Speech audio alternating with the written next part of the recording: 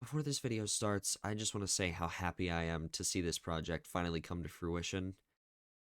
I never would have been able to get this far if it wasn't for the help and support and encouragement of my amazing friends.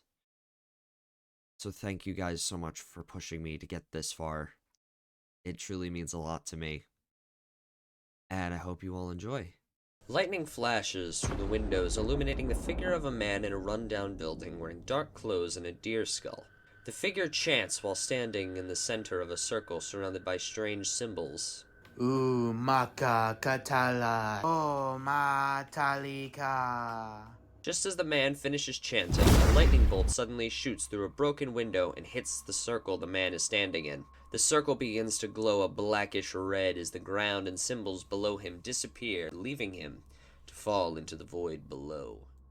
As the warehouse falls back into darkness, a blonde-haired man suddenly bolts awake at a desk, awakened by a blaring alarm clock next to him. Sunlight trickles in through the blinds of his dorm room, and his dark-haired roommate begins swinging his legs out from the bottom of the adjacent bunk bed, asking, "Whoa, dude. Long night?" Yeah, guess I lost track of time. The blonde man replies, rubbing his eyes.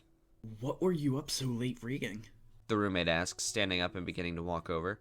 The blonde man's eyes widen, and he quickly slams the book in front of him shut before his roommate could get a look at it. Nothing, just stuff for class.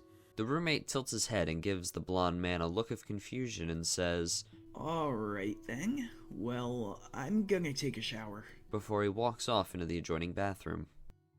That night, the dark-haired man returns home and walks into the bedroom to see that the blonde man's drawers are open and empty of his clothes and other belongings. Confused, the roommate looks around the apartment for a note or anything the blonde man may have left behind. As he searches through the kitchen, he finds a crumpled piece of paper behind the trash can. Uncrumpling the note reveals a small map with a red X over a building. "What are you up to, Riley?" The roommate mutters in confusion. Thinking it's best to just wait a day or two to see if Riley will come back, the roommate walks back into the bedroom, puts the note on the desk, and climbs into bed. The next morning, as sunlight trickles in through the blinds, the alarm clock blares and the dark-haired man sighs, quickly swinging his legs off the bed. He walks over to the desk where the alarm sits, and after turning off the alarm, the man's gaze shifts to the note the blonde man had left behind. The man picks up the note and stares down at it before reaching under his bed and pulling out a laptop. Opening up the laptop, he immediately starts looking at maps of the area near the apartment and comparing them to the crumpled page he found. After about an hour of checking different maps, the man finds an area that resembles what's on the crumpled page, and the X looks like it sits on an old warehouse on the other side of the city. He sighs one last time before standing up, grabbing his jacket, putting the note in its pocket, and walking out the door. A few hours later, the dark-haired man pushes through the rusted remains of the warehouse's side door. Inside, piles of burnt steel beams and ash lay on top of each other. Moonlight shines in through the collapsed roof, illuminating the whole warehouse and revealing what looks like a skeleton on the other side of the large room. The man quickly rushes through the rubble towards the skeleton, but as he approaches, he notices that it's laying next to a dark ring surrounded by strange symbols. The man squats down next to the body to investigate further, but the bones begin to shake and the eyes begin to glow a dark shade of red. The head spins and stares into the man's eyes. So, A familiar voice booms from the mouth as the jaw unhinges. you found me. The voice bellows again as the skeleton begins to float. The man's face turns pale as he mutters one word. "Riley." The skeleton spins as the fallen teeth fly up in front of the skull and form a huge evil smile. Yup! He says with pleasure and excitement in his voice. "What? What is all this, Riley?" The dark-haired man shoots back in shock and fear.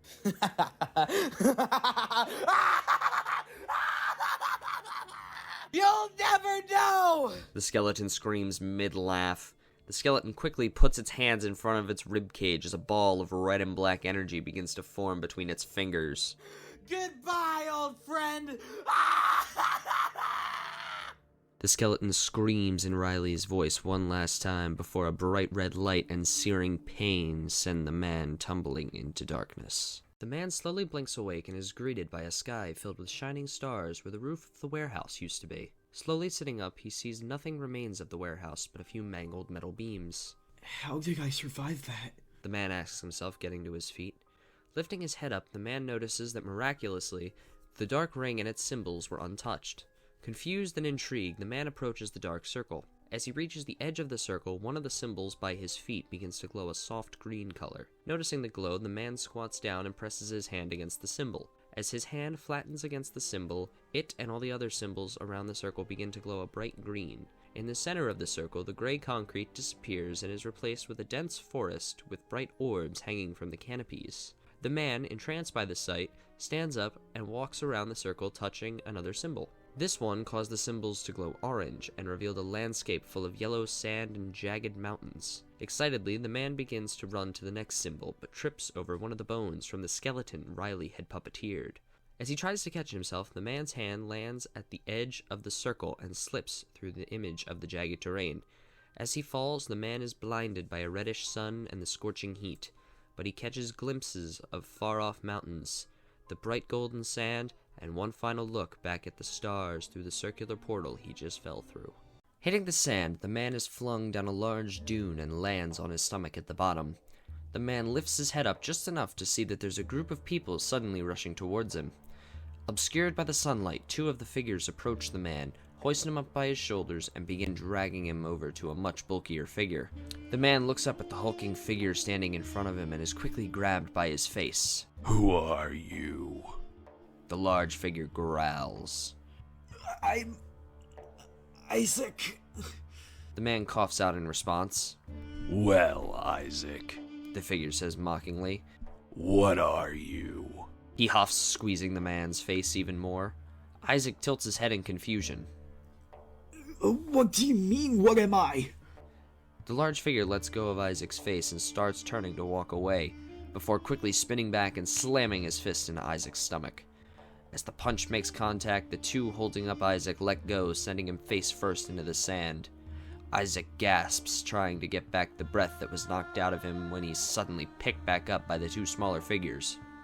Now, The large figure says, grabbing Isaac by his face again. what are you? Isaac coughs and spits up sand. I don't know what you want me to say. The large figure screams and punches Isaac in the stomach again in a fit of rage. As Isaac starts falling again, the large figure grabs him by his shirt collar and pulls him in.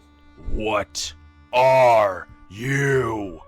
He screams in Isaac's face. Isaac tilts his head up to look into the figure's piercing orange eyes. What do you want me to say? That I'm human? As soon as the last word leaves Isaac's mouth, an evil grin forms across the large figure's face. He snarls a laugh and drops Isaac. Isaac manages to catch himself as he falls, but as he looks back up at the large figure, all he sees is a fist.